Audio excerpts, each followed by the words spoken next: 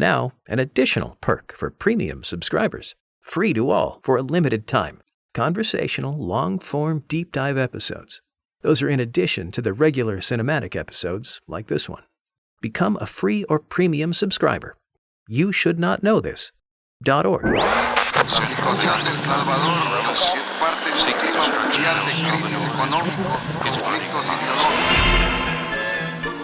What is more fun for a man than to come home to a quiet house? You should not know this. With happy children and a loving spouse. But they're too late.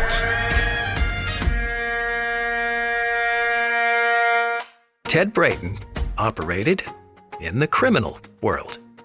Robbery, counterfeiting, countless allegations over decades. Criminal psychology. Hello, my name is Ned DeHaan. Ted operated in your world. When he did, it involved secrets, drinking, risk-taking, demanding loyalty. Scott Taylor Peak. Social psychology. 1, complicated man. 2, camera angles. Oh my God, this is f***ing fascinating. You should not know this. This is an active investigation built on public records, contemporaneous reporting, and first-hand interviews. The accused are presumed innocent until proven guilty. Some matters remain unresolved, and uncertainty is clearly stated. Some names have been changed, and graphic detail has been withheld. Discretion advised.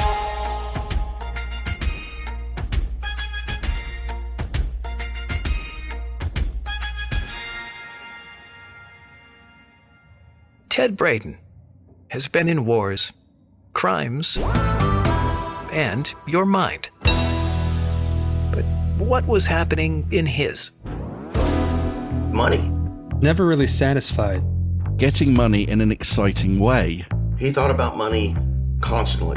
He seems to be thinking almost more about money than himself. How to make money on the side, how to make money at what he was doing for a profession. But getting a rush in achieving the money. Never enough money, never enough danger. I mean, he desperately kind of wanted to be back in the military, I think. Unaliving people in the woods. Everything he seems to be doing Constantly compelled is high octane. to up the stakes. Hunting for other men. He was always trying to use his skill set to make more money.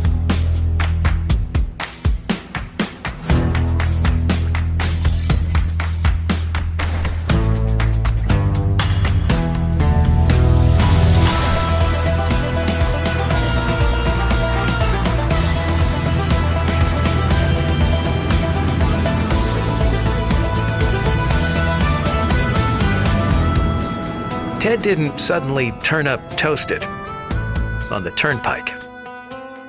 The extremes in his life began a long time ago.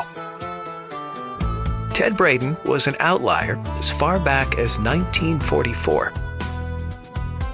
He wanted to join the United States Army, but he had a problem. He was 15 years old. He had to be 18. So, about the time you started to drive, Ted started to crime. Ted winds up joining the Army. He lies about his age. He's actually 15 years old. Ted had an aunt that he was very close to that went down to the recruiting station with Ted and vouched for him being 18, which he was not. And the war was kind of wrapping up. Ted misses D-Day, but, does make it into the Battle of the Bulge. Certainly was a crime to lie about your age. Maybe he was fearless at that point in his life. I was in a classroom when I was 15. I wasn't signing up for a war. To think that he was thousands of miles away from home, fighting, goodness knows what he was doing, really.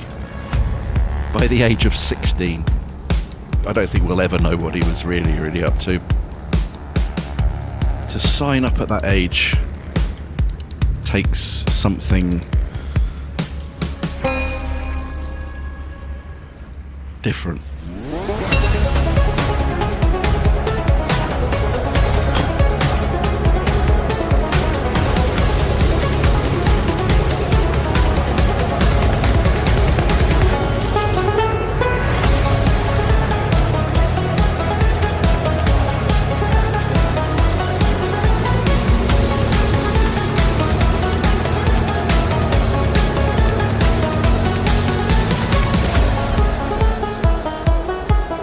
Ted signed up on paper. Then, it became real life.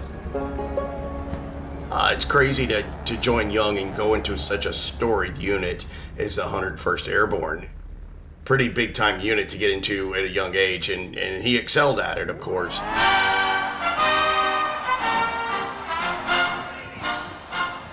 He would have quickly learned in boot camp, being a good soldier. Intense training. I mean, they knew these guys were going off to World War II. Training all the time, waking up very early, 5 a.m., strict code of discipline. Of course, they had to deal with the element of the cold on top of it. You saw lots of action. The young Ted Braden would go out to the German listening post. The rest of his unit just thought that was complete insanity. Like, he's already showing at a young age that he has really low regard for his own life. He's showing very early that he is not afraid to die.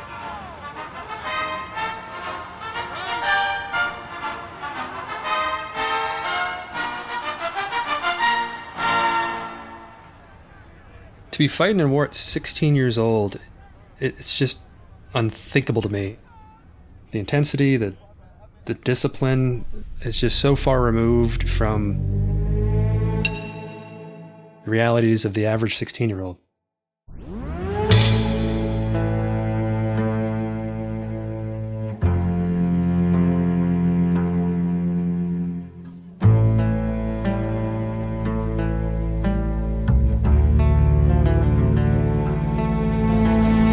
This episode is not a medical or psychological diagnosis. Neither the hosts nor the guests have examined Ted Braden, evaluated him clinically, or treated him in a professional capacity. Discussion of behavior, mental health concepts, and psychological terms is observational only, drawn from public records, historical reporting, and first-hand accounts. It is not a clinical assessment, a determination of mental illness, or an explanation of motive or intent. Only a qualified professional, through direct in-person examination, can diagnose a patient.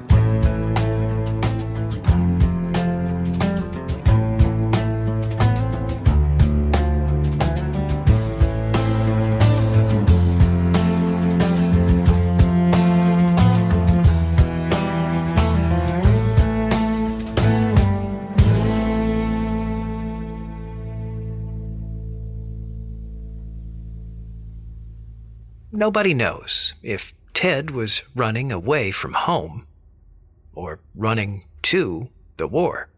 A situation that somehow felt worse to him than the prospect of fighting a war. Things must have been pretty bad. It is known that criminal records entered Ted's life before he ran, in the 1930s, through his father. Yeah, I remember finding that. Ted B. Braden Sr. Stealing an automobile. I think this is like father, like son. I think his father probably had a little bit of larceny in his heart that made it biologically down to his son. Like Drew said, was it genetic? Possible. But obviously he didn't have a lot to do with his biological father. His stepfather, who was a pretty strict disciplinarian, especially to Ted, because it wasn't his biological son. It must have been quite a shock to go from a father who was his real father, who was probably a little bit of a wild child, wild like Ted himself, to a disciplinarian. And I can almost understand why Ted wanted to get out of that situation. The forces of Germany have surrendered. The flags of freedom fly all over Europe. The victory won in the West must now be won in the East. A short time ago, an American airplane dropped one bomb on Hiroshima and destroyed its usefulness to the enemy. The Allied armed forces have been ordered to suspend offensive action. World War II did eventually end. The unconditional surrender of Japan. And Ted Braden did eventually come home. Then, to everyone's surprise, he tried to go down the right path. College, the American dream. Charming. Ted's education is very interesting. The University of Toledo back in the day. Arts and sciences, then law, and then business. There's psychology, mathematics, there's German, obviously would have been relevant. So he majored in law. Why didn't he go into that? The course. I think it's air transportation, isn't it? Yeah, air transportation. And prep for marriage. I mean, that's Prep for marriage course. It's sort of like an old-fashioned thing, right? That's not something you'd have in modern day. You know, I'm sure there's not prep for marriage these days. Because there's a guy that was married 3 times. Oh, yeah. That's comical. That is great. The grades aren't fantastic. It didn't apply himself at all, obviously. But I think we have come to the conclusion that Ted was someone who got bored very easily. I mean, what does that tell you about him? It has to have this max danger level for him to even be interested. Do you know what the most important one on here of all is? Psychology. He wasn't very good with people, but I think he kind of knew psychologically. I bet he could read people. A bizarre blend of success and failure. Heavy on failure. Ted Did he drop out? never did finish college. And prep for marriage? I mean, obviously he was married 3 times. The irony. We know he was very respectful of women. It does seem that he was a little bit less respectful to the women that he knew or was part of his family. I do get the feeling he kind of put himself first. Maybe the selfishness would cause problems. If he wanted to go and do something, he would do it.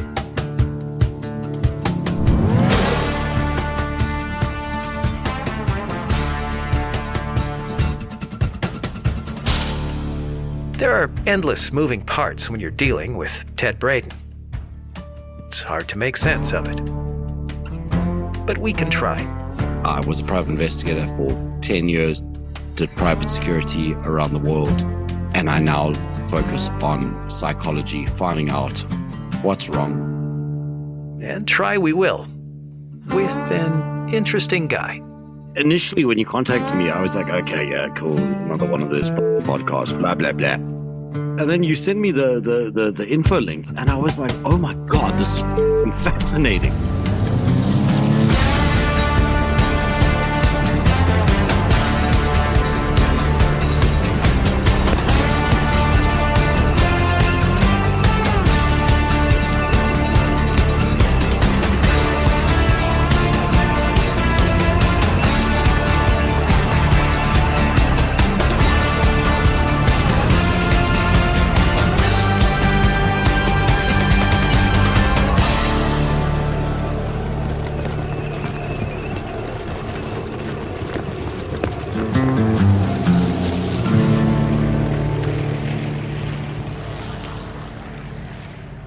The fact that he enlisted so young.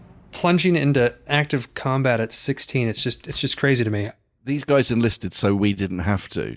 What were we doing when we were 16 years old? We were playing cops and robbers and playing soldiers. These guys, and when I say guys, I mean men and women, were actually doing it. So Ted enlisted, actually 15. First battle was when he was 16 years old.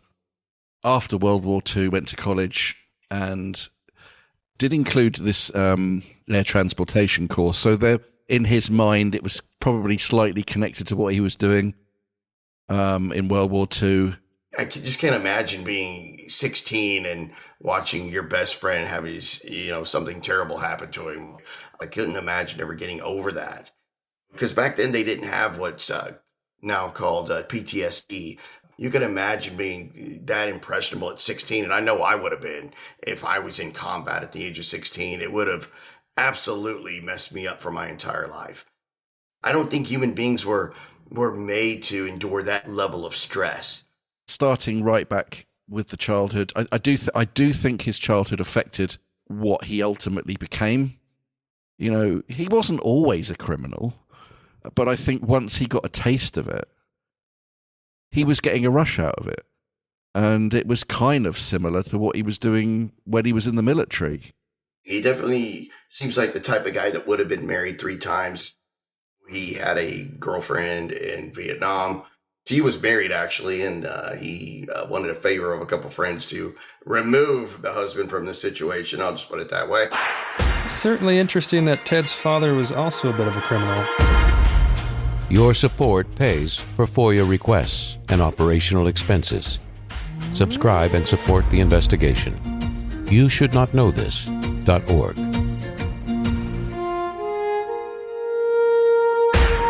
Consolidación de las reformas sociales y de la recuperación económica.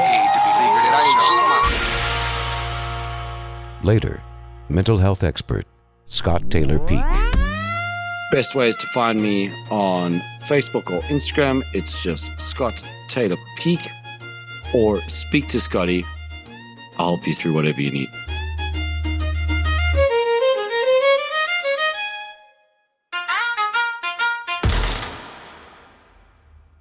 The whole college American dream thing. Ted kept that up for a while. In 1951, Ted Braden was married with children, living in Detroit. Bernie's Detroit. Yes, Detroit is enjoying its finest hour. There is a renaissance, a rebirth in the city. There's a newness in Detroit. At this most eventful and productive period in Detroit's history. If he robbed any banks or stole any cars, those crimes have been elusive. We haven't found him. But Ted couldn't completely keep a lid on it. He wrote a bad check or two in the early 50s, had a car repossessed. Minor crimes. No big deal. Maybe those bad checks were related to his 1950 U.S. Census entry. Ted claimed he was a professional gambler. Thrill-seeking again? Gambling fits. Ted Braden was a lucky guy. Just ask his alleged felonies. After college, gambling, marriage, children, and bad checks, Ted had an epiphany. That army stuff. That was fun. I'm going back. Off he went. Not the Army, the Air Force. And not to jump out of airplanes, but to fly them. It was 1954. He obviously had a high interest in aviation. Had an interest, but it wasn't strong enough to hold him into a program like the Air Force. He basically just drops out. I think he made it 6 months, which for him was probably an eternity. You know, basically he probably learned the very basics of, probably the instrument panel, the basic guidelines of how to fly. He's probably learning how to navigate by the stars, terms that they use in the Air Force, how to communicate to the tower, all that kind of stuff. I think he probably had a pretty basic understanding of that, just didn't get the flying hours. Nothing lasts long when you're Ted Braden. Ted may not have been drawn to the uniforms. His particular type of mind may have demanded structure. He knew where to find it. It's the same thing every day. It's wake up at the same time every day. There's no variation in that to train your body and mind. They wanted to toughen you up, basically. They wanted to make you think the way they wanted you to think. If you broke the rules, there would be immediate discipline. The punishment was harsh. They trained you in a short period of time to follow the rules, and those rules had to be adhered to, and they were watching at all times. I think he already had a certain level of discipline. I don't think he needed that extra push from the military to be able to do what he did. I think he was more than willing to give them what they were asking for. He had issues with authority where he would talk to a superior in a harsh manner and not really care about the repercussions of that exchange with a superior officer. You try to make sense of Ted Braden, and what are the options? Maybe Ted was a thrill seeker, adrenaline junkie. Maybe it was some kind of pathological flaw. Maybe many things. It's possible Ted had a unique combination of afflictions. He certainly had a unique combination of experiences. Yeah, Ted's childhood, World War II, Vietnam, I could imagine those experiences developing a tolerance, if not an indifference, to extreme situations. Could Ted have been addicted to fear, like people claim he was to alcohol? His mind would probably recalibrate. Or was it more complicated? Yeah, and we know the story of another guy who did outrageous crimes, who spent 37 years in prison.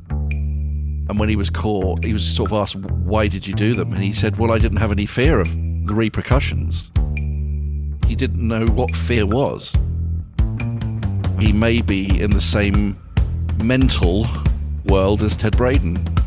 If I could talk to Ted today and asked him, do you know what fear was?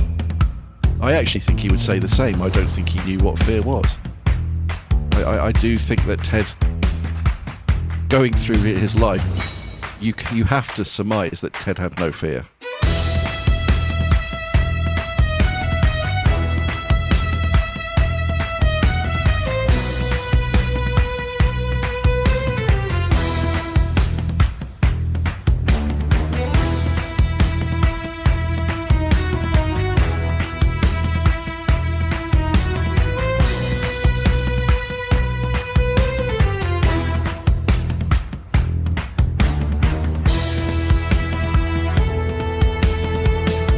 Ted Braden, no fear.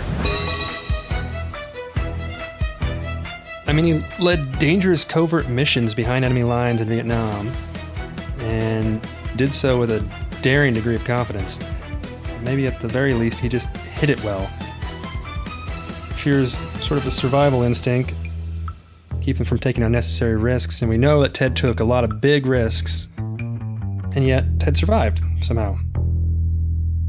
Maybe he just experiences fear in a different way. For most people, I feel like fear causes them to freeze up. Maybe for Ted it was more of a motivator.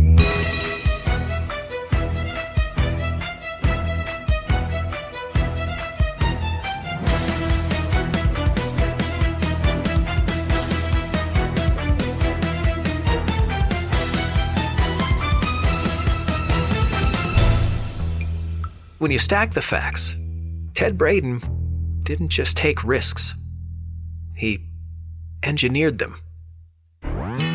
Ted did put himself into difficult situations. I mean, signing up for World War II at the age of 15, Vietnam, the crimes that we know about. I mean, I'm sure there's probably more that we don't know about. But putting himself into these situations, maybe he was a fearless guy. maybe literally didn't know fear. Walking on known trails in the Vietnamese jungle where people could easily spot him. Volunteered to fight in World War II.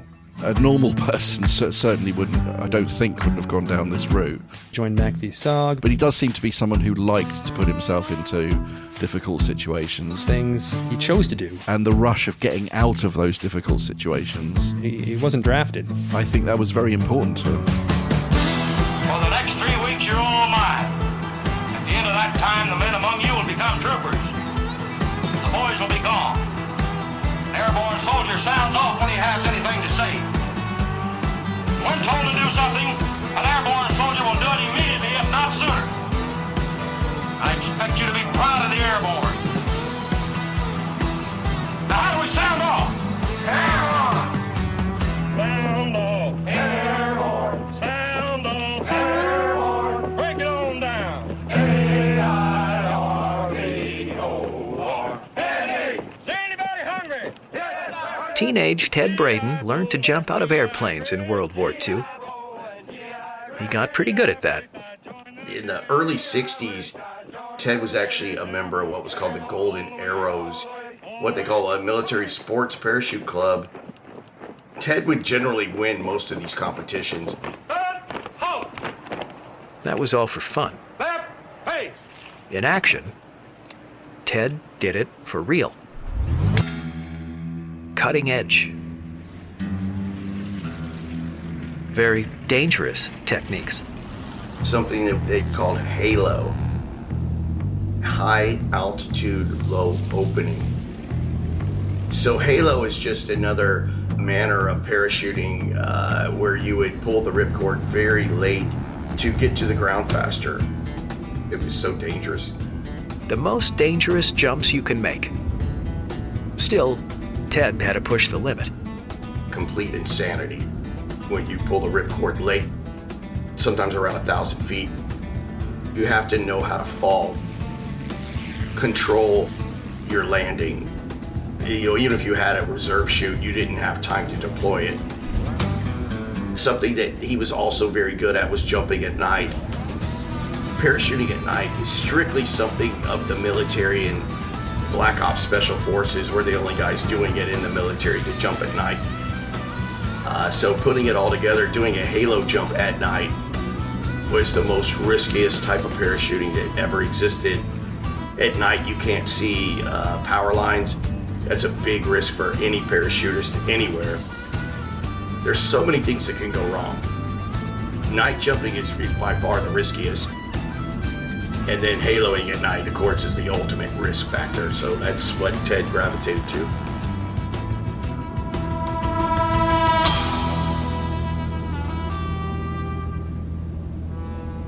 Ted always had to push the limit. It's hard not to think he needed this kind of action in his life. So yeah, Ted was a paratrooper during World War II. Then at 21, he re-enlisted briefly and became a parachute unit infantry commander.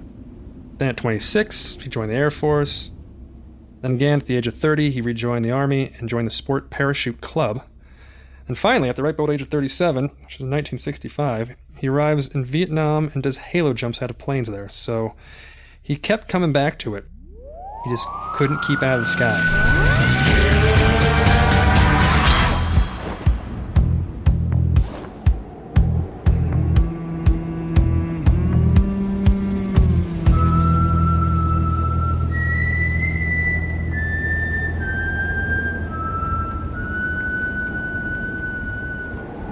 We've been told Ted Braden demanded loyalty, drank heavily,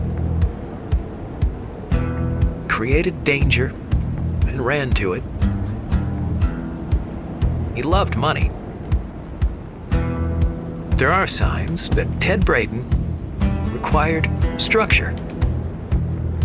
He was in control, while out of control.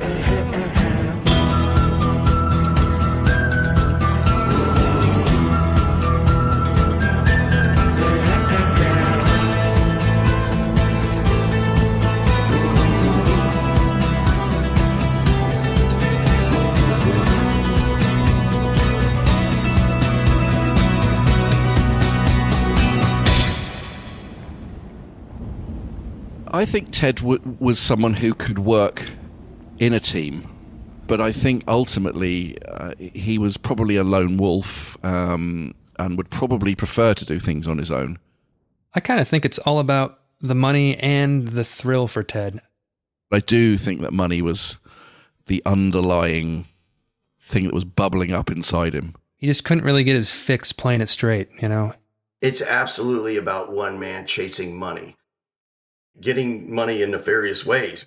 For all of Ted's flaws, and there were obviously many, he was at times an extremely competent and skilled person, and he'd do what needed to be done no matter what the danger was involved, and he was valuable. I do think there is a certain element of protection. There has to be. Of all the things we'd like to know about Ted Braden, I think that's the most important thing is, who is protecting him? I would love to know where this protection was coming from. Get all the evidence and exclusive content when you subscribe. YouShouldNotKnowThis.org.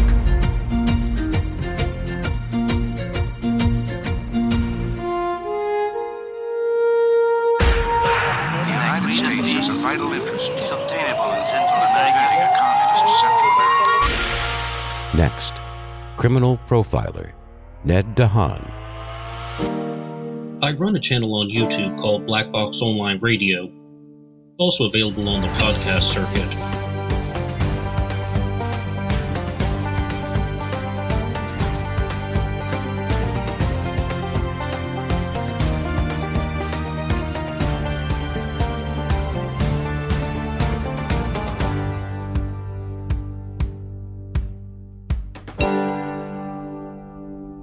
Scott Taylor Peak knows how people work. You have somebody that has that 1,000-yard stare. Ned DeHaan knows how criminals think. They are attracted to these high-stress situations that could be dangerous, except they have the proper mechanisms in place so they don't die. Let's go.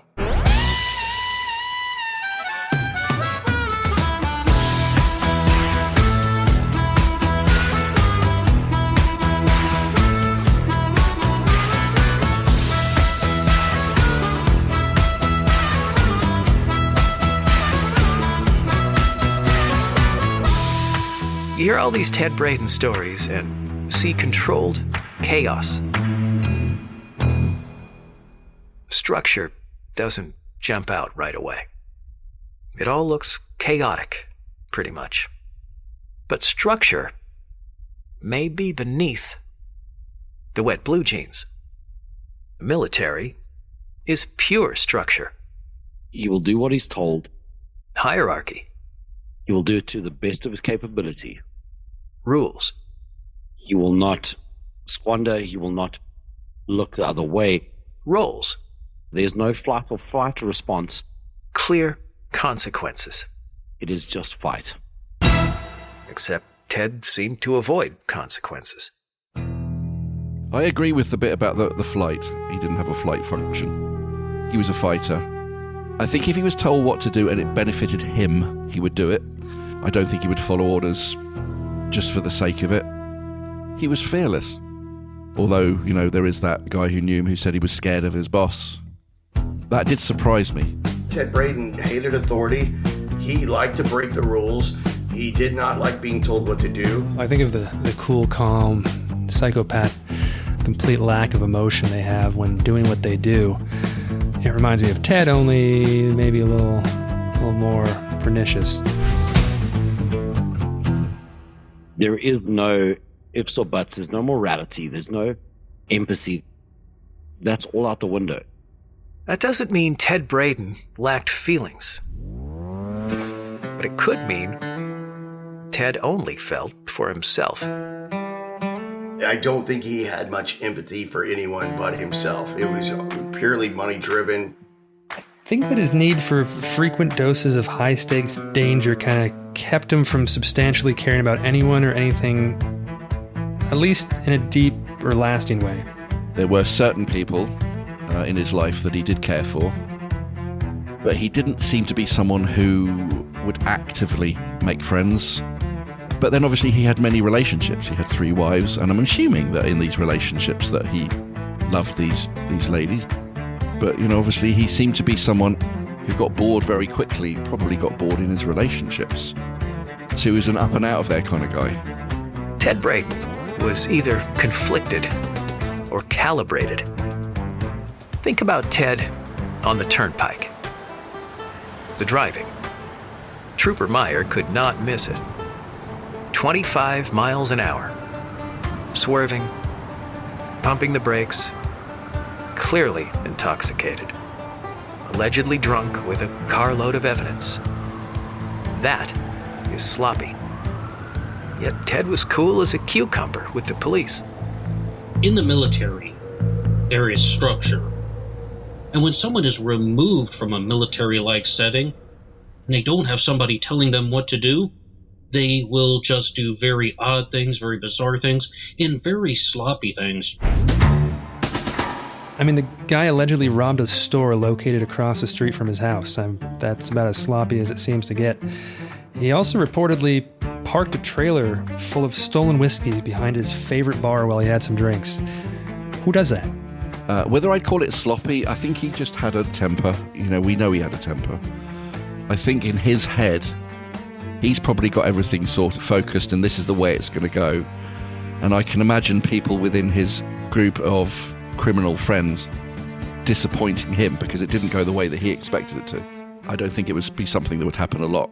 He was already mentally becoming unwound. One of his superiors had a lot of sympathy for Ted Braden and felt that it was the Army's fault. Conflicted, calibrated, now contradictions.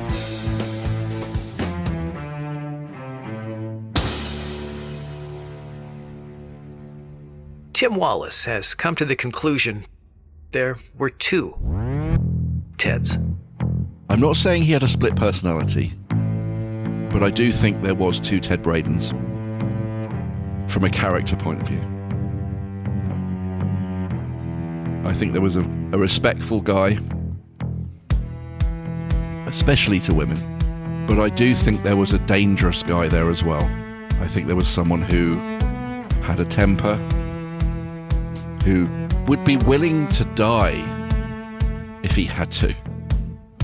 He seemed to be someone who lived on the edge. I don't think it was a mental condition that he would switch between.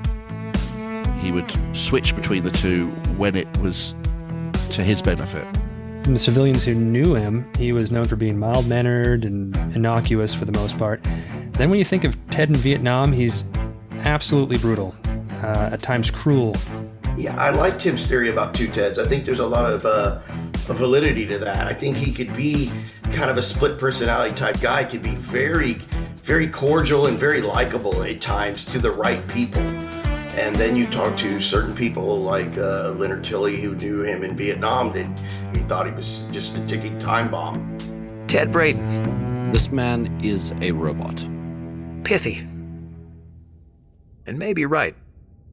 He was who he was on one side of the coin. The calm side. And on the other side of the coin, he was a different person. The wild side. And if he wanted to show you that side of the coin, he would show you that side of the coin. If he didn't, he didn't. And that was an internal structure.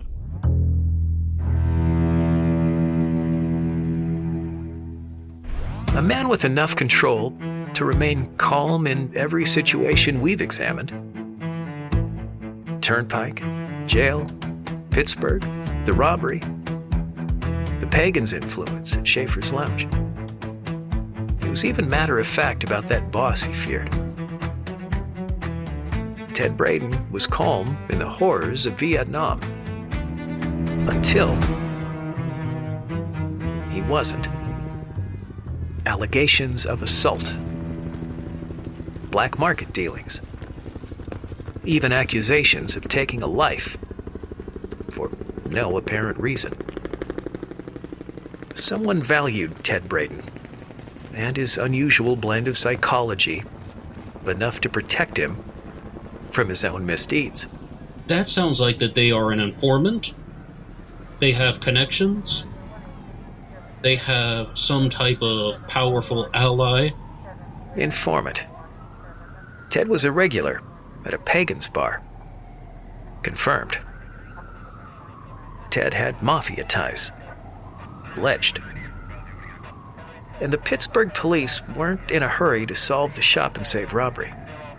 It was just so weird because we knew all the police, but it just seemed like they really didn't want to. They were very evasive of the whole situation. They never did solve it. They kind of swept it under the rug.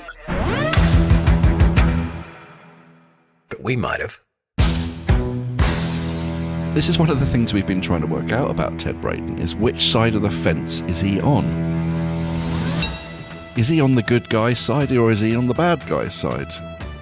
The deeper you look into this guy's life, the more difficult it is to answer this question. Was he a member of the mafia, but also was he a double agent or a triple agent, or was he a police informant? Who was he ultimately working for? The police didn't seem to be interested. Ted being a police informant certainly seems possible. Hanging around a bar, supposedly surrounded by members of a biker gang. From what I know of him, I would say no. Mafia ties. I think he would be more adverse to the police. So the opportunities would have been there at least. With the police, I think he had an absolute hate relationship. Ted Braden may have weaponized calm. There was an utter peace that would roll over him, even in the midst of chaos. Calm can be mistaken for intelligence. Ted was often called intelligent. Calm can look like innocence. Calm can be camouflage and deception. His calmness under fire he could use to his advantage. So he was able to think in real time as things were unfolding in a hostile situation. I think disguise, another thing that runs through his life. On many occasions, I don't think he was the person that you think he was. Looking at that CCTV photograph that we've got of the robbery, they were dressed as 40s gangsters, in my opinion. And this was 1982. There's something about Ted trying to make himself not what he was. That's the only way I can explain it. The one fact that shows itself decade after decade. This man can keep secrets. Ted Braden's friends thought they knew him. They were wrong. Just how Ted planned it.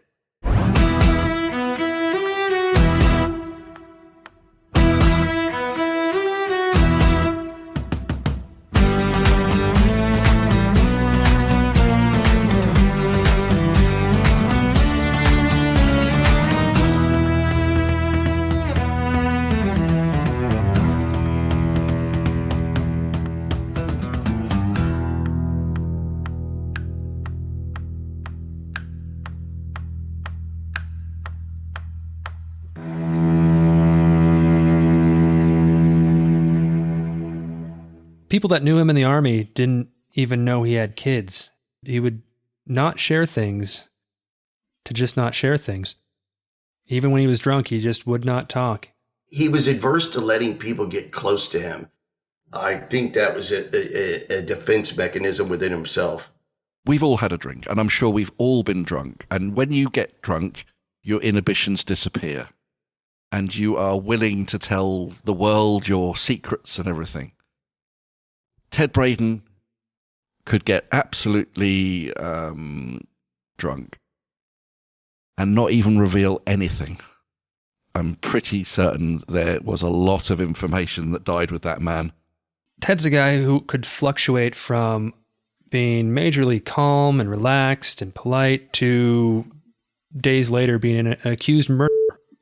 I'm hesitant to say bipolar, but it seemed like he expressed two very distinct personalities.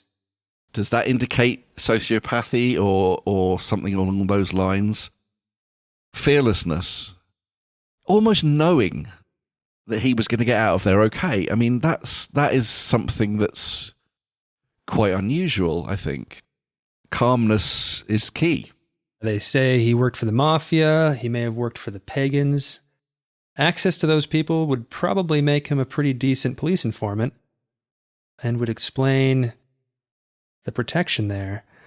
But at the same time, a police informant doing all sorts of other dirty things on the side, I mean, you can only get away with so much, you'd think.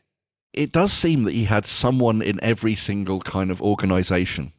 The police, the mafia, the biker gangs, whatever he did, you know, he did seem to have someone that could get him out of the situation. He definitely had fingers in lots of pies. You should not know this. It is not an accusation, nor is it an attempt to reframe, glorify, or sensationalize. It is the newly discovered documentation of one man's remarkable, not honorable, life by definition. There are people who experience Ted Braden in ways documents cannot. If you knew Ted, please reach out to the investigation, publicly or privately, on the record or off. Make contact at youshouldnotknowthis.org. We and the Salvadoran leaders will do any mountain to find the jackals and bring them their colleagues in terror.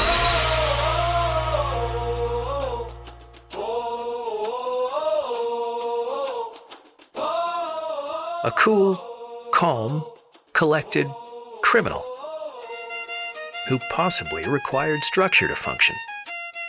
One who demanded loyalty. And, if accusations are true, wasn't afraid to take a life. So, what was he? Reserve your opinion. Ted Braden's story is only getting started.